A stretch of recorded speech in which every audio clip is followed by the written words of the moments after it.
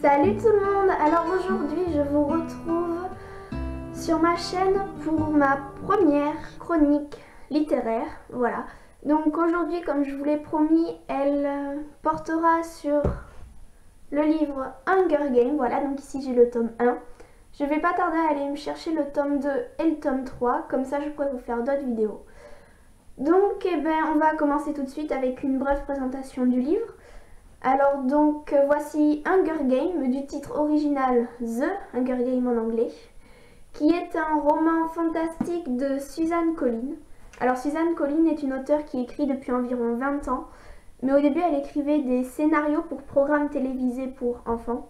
Et c'est après avoir rencontré un auteur fantasy qu'elle se met elle aussi à écrire plusieurs livres fantasy. Mais c'est avec le tome 1 de Hunger Games qu'elle va rencontrer un succès international à travers le monde. Voilà, puisque récemment le film 2 est sorti au cinéma et il a fait un carton. Et voilà. Donc le livre est sorti pour la première fois en 2008 et en France il est sorti sous les éditions Pocket Jeunesse. Voilà, je vous mettrai en barre d'infos son lien où vous pourrez l'acheter ou le commander, ou alors vous pouvez aller voir dans votre bibliothèque. Je pense qu'il y a de fortes chances pour qu'il y soit. Voilà, donc maintenant, en fait je vais vous faire un bref résumé, sans vous spoiler, voilà, je ne spoil jamais, je vous préviens. Donc Hunger Games est l'histoire d'une jeune fille, Katniss, qui vit dans le district 12, jusqu'au jour de la moisson. Alors la moisson en fait, c'est le jour où une fille et un garçon de chaque district, en tout il y en a 12, vont être tirés au sort pour participer aux Hunger Games. Alors qu'est-ce que sont les Hunger Games? C'est un jeu télévisé où les règles consistent à ce que 24 participants s'affrontent dans une arène et le seul vainqueur est en fait le seul survivant. Voilà. Ces jeux ont été organisés par le Capitole, qui est un peu comme la capitale de tous ces districts, voilà. Et donc en fait, pendant toute cette histoire, on va suivre l'histoire de Katniss pendant ces Hunger Games. Voilà. Donc je vous ai trouvé un bref extrait qui, je trouve, résume très bien le livre. Donc, je recherche la phrase. Voilà d'où vient Panem, un Capitole rayonnant bordé de 13 districts, qui a apporté la paix et la prospérité à ses citoyens. Puis sont venus les jours obscurs, le soulèvement des districts contre le Capitole. 12 ont été vaincus, le 13e a été éliminé. Le traité de la trahison nous a accordé de nouvelles lois pour garantir la paix et pour rappeler chaque année que les jours obscurs ne devaient pas se reproduire. Ils nous ont donc donné les Hunger Games. Les règles des Hunger Games sont simples. Pour les punir du soulèvement, chacun des 12 districts est tenu de fournir un garçon et une fille appelés tribus. Les 24 tribus sont lâchées dans une immense arène naturelle, pouvant contenir n'importe quel décor, du désert suffocant à la toundra glaciale. Ils s'affrontent alors jusqu'à la mort durant plusieurs semaines. Le dernier survivant est déclaré vainqueur. Arracher des enfants à leur district, les obliger à s'entretuer sous les yeux de la population. C'est ainsi que le Capitole nous rappelle que nous sommes entièrement à sa merci et que nous n'aurions aucune chance de survivre à une nouvelle rébellion. Quelles que soient les paroles, le message est clair. Regardez, nous prenons vos enfants, nous les sacrifions et vous n'y pouvez rien. Si vous leviez seulement le petit doigt, nous vous éliminerons jusqu'au dernier, comme nous l'avons fait avec le district 13. Pour ajouter à l'humiliation, à la torture, le Capitole nous impose de considérer les jeux comme un spectacle, un événement sportif, opposant les districts les uns les autres.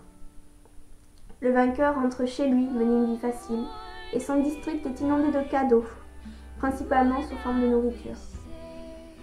Chaque année, le Capitole nous montre les généreuses allocations de blé et d'huile, parfois même de sucre, attribuées au district vainqueur, tandis que les autres continuent à lutter pour la famille. C'est à la fois le temps du repentir et le temps de la gratitude. Gratitude, Antoine Lemaire. Antoine Lemaire. Voilà.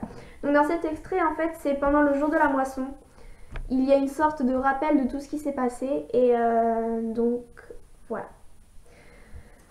Alors moi, mon impression. J'avais déjà lu ce livre auparavant, l'année dernière, je crois. Voilà. Et en fait, j'ai tout simplement été bluffée. Il n'y a pas d'autres mots. C'est écrit avec tellement de... En fait, c'est fluide. L'écriture est très fluide. On a vraiment l'impression d'être dans la tête de Katniss.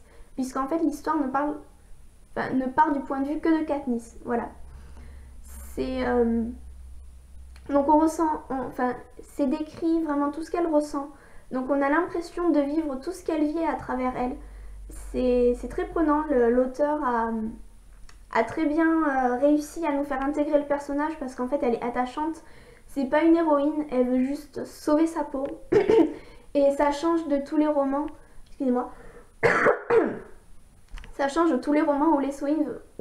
Pardon, excusez-moi, j'ai du mal, c'est samedi matin. Où l'héroïne veut vraiment changer le monde. Là, elle veut juste sauver sa peau et celle de sa famille sans mourir de faim. Voilà. Et je trouve ça super. En plus, il y a l'idée que les Hunger Games, ce n'est pas qu'un jeu, c'est vraiment l'idée de montrer, de démontrer la puissance du Capitole.